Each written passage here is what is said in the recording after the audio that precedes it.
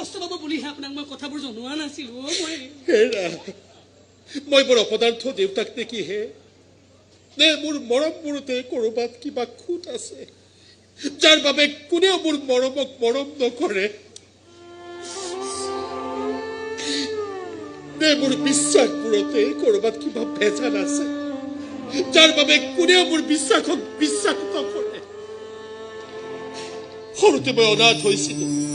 অনাথ কিন্তু এতিয়া যে মোৰ ল'ৰা ছোৱালীয়ে মোক আকৌ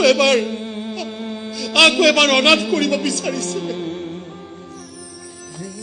নিজৰ কথা নাভাবিলো আনকি তোমাৰ কথাও মই পাহৰি থাকিলো ল'ৰা ছোৱালী বুলিয়েই গোটেই জীৱনটো মই পাৰ কৰিলো আৰু এতিয়া ইহঁতে আমাৰ মৰমবোৰক গছকি এনেকৈ পাৰ হ'ব খুজিছে যে কোনোবা দিনা তুমিও গুচি যাবা নেকি মোক এৰি থৈ